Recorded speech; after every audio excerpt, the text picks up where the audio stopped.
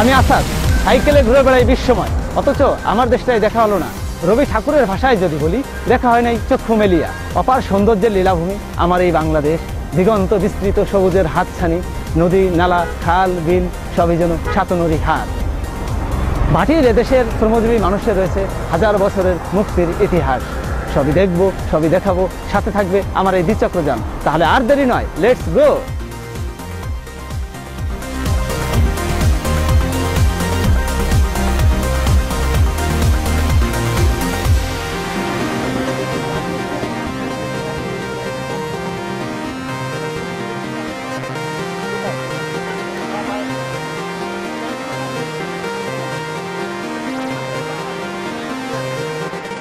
আজ আমরা যাব ঢাকার একেবারে কাছের একটি জেলা নারায়ণগঞ্জে, ইতিহাস ও ঐতিহ্যে ভরপুর একটি জনপদে।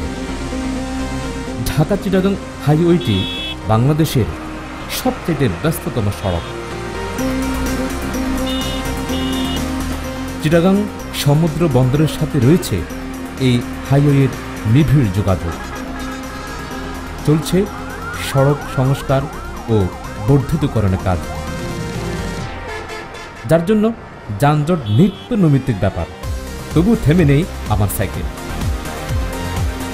ব্যস্ত মহাসড়কে ধাবমান যন্ত্র দানবগুলোর ভয়ঙ্কর উল্লাসের সাথে পাল্লা দিয়ে এগিয়ে চলছে আমার অ্যানালগ বাইক।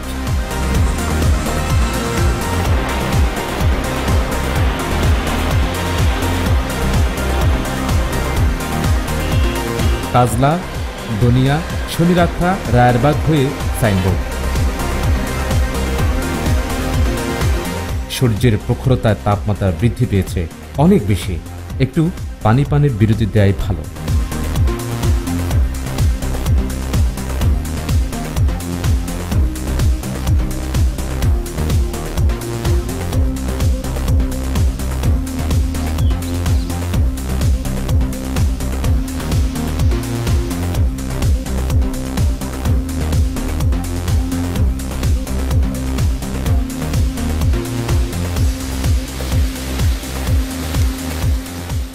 এলাকাটির নাম সাইনবোর্ড, হয়তো এলাকাটির নাম অন্য কিছু ছিল, কি ছিল তা আমাদের জানা নেই।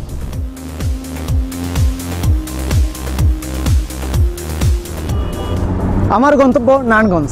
সময় ক্ষেপণ করে লাভ নাই, তাই এখনই যেতে হবে।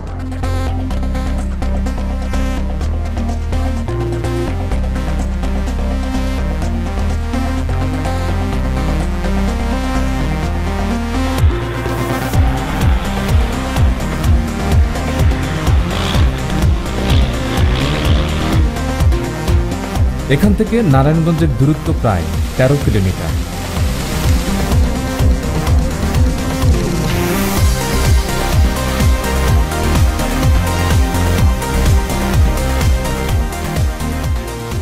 রাস্তাঘাট চিনি এমনটি নয়, আল্লাহ ভরসা, পথেই পথ দেখাবে।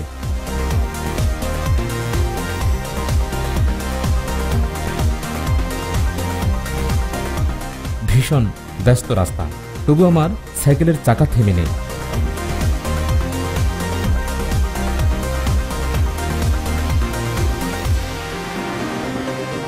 ভুইগড়, জালকুড়ি, শিবু মার্কেট, নারায়ণগঞ্জ জেলা কারাগার পেরিয়ে অবশেষে ওয়েলকাম টু নারায়ণগঞ্জ।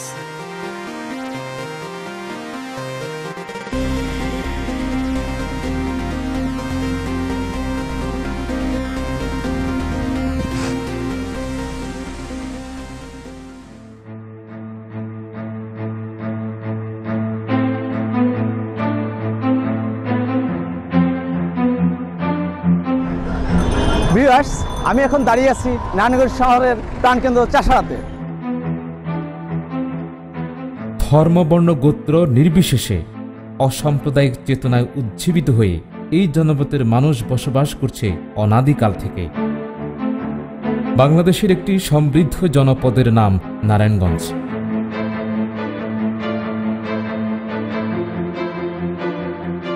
রাজধানী ঢাকা থেকে প্রায় 30 কিলোমিটার দূরে সীতালক্ষ্যা নদীর অববাহিকা অবস্থিত একটি ঐতিহাসিক প্রাচীন বন্দর নগরী,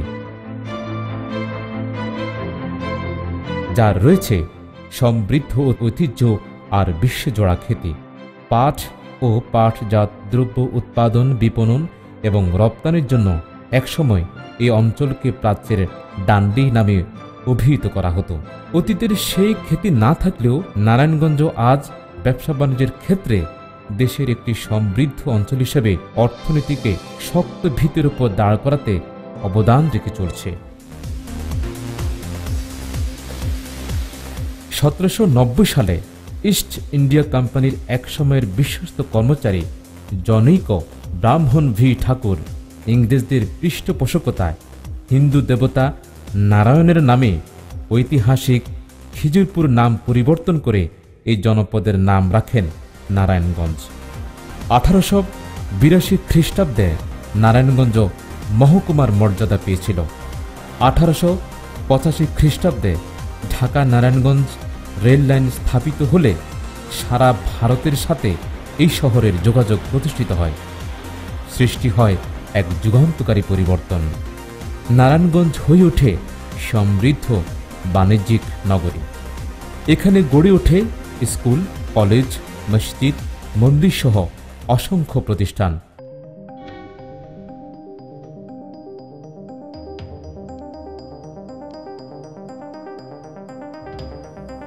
ভিউয়ার্স, আমি চলে এসেছি বিবি মরিয়মের সমাধিসৌধের সামনে। বাংলার সুবেদার শাস্তা খানের কন্যা ছিলেন বিবি মরিয়ম। প্রাণপ্রিয় কন্যার স্মৃতিকে অমর করে রাখতে 17 শতাব্দীর শেষ ভাগে শাস্তা খান এই সমাধিসৌধটি নির্মাণ করেন। এই এলাকাটির নাম হাজীগঞ্জ, শীতলক্ষ্যা নদীর পশ্চিম তীরে অবস্থিত।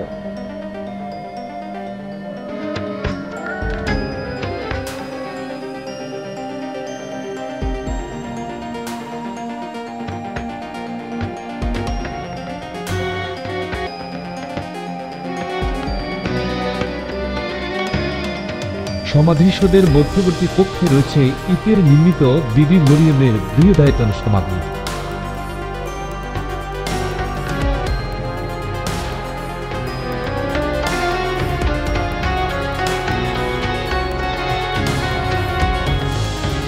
এর কেন্দ্রীয় সমাধি ইমারতটি বর্গাকার এক গম্বুজ বিশিষ্ট।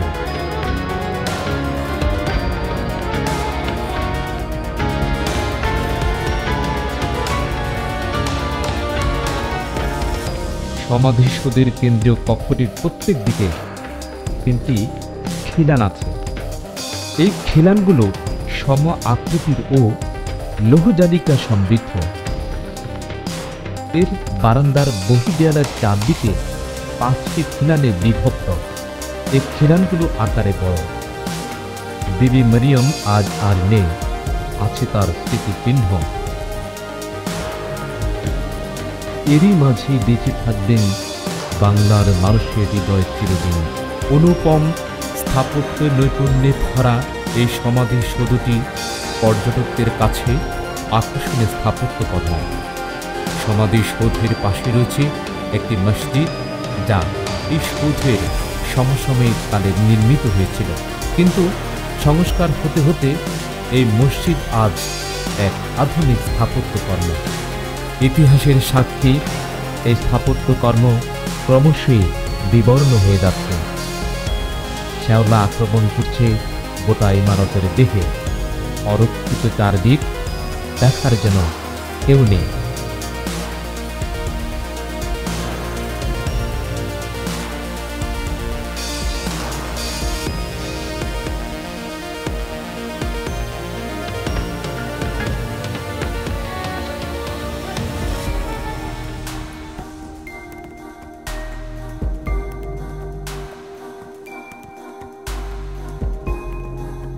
ভিউয়ার্স, এই শীতলক্ষ্যা তীরে আরেকটি মোগল স্থাপত্যকর্ম রয়েছে, নাম হাজীগঞ্জ দুর্গ। আমি যাচ্ছি সেদিকে।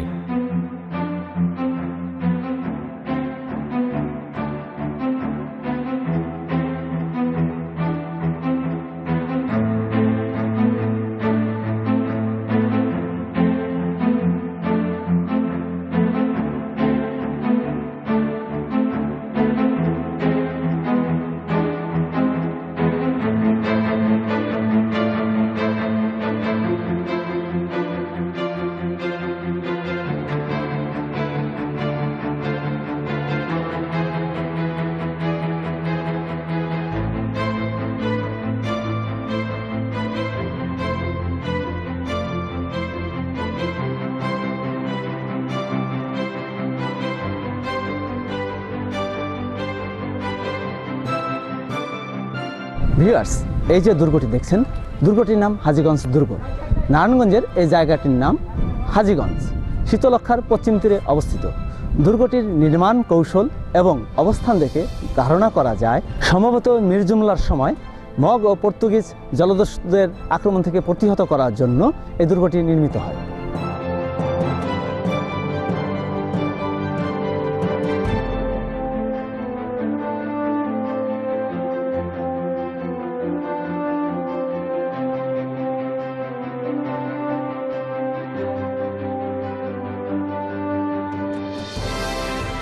একসময় সৈনিকদের পদভারে যে দুর্গ থাকত মুখর, তা আজ বড়ই অরক্ষিত, অসহায়।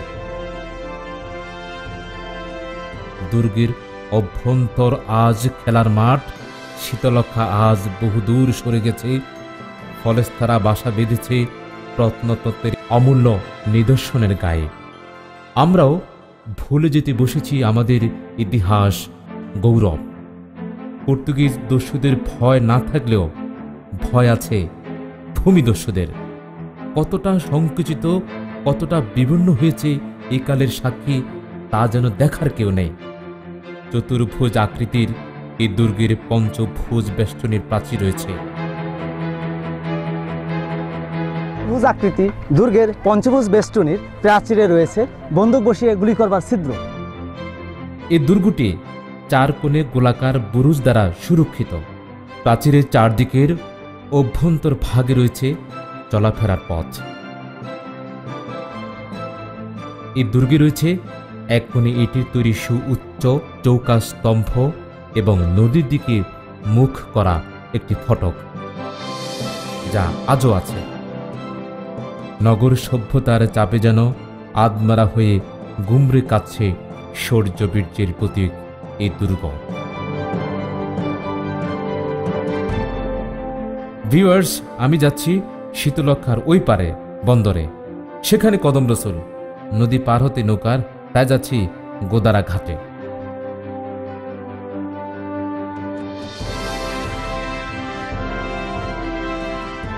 শীতলক্ষা পাড়ের ওই জনপদের নাম বন্দর।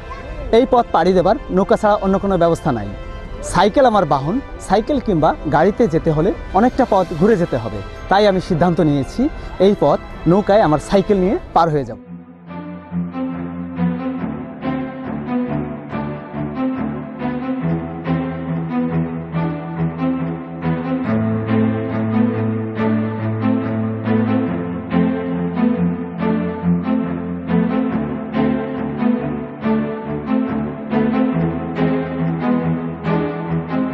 নারায়ণগঞ্জের বুক ছেড়ে চলে গেছে এই শীতলক্ষা নদী।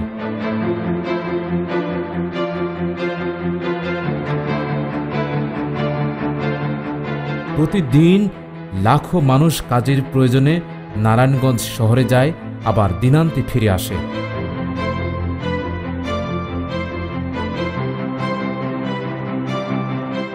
স্বচ্ছ মিষ্টি পানির এক জলাধারের নাম ছিল শীতলক্ষা। ভূমিদস্যুদের আক্রমণে তার শরীর আজ ক্ষত বিক্ষত, তার পানি কালো কাকের চেয়ে কালো এবং বিষাক্ত।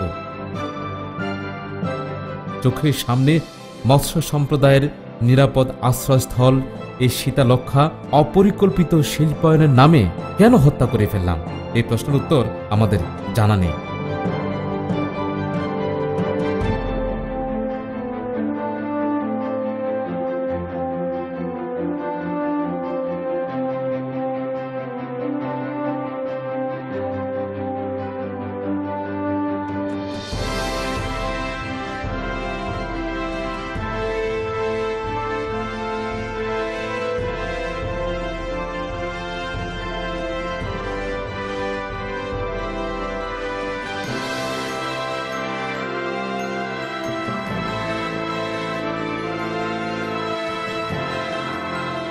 ভিউয়ার্স, চলে এসেছি কদম রসুলের মূল ফটকে। আগে দেখে নেই কদম রসুল, তারপর শুনবো গল্প।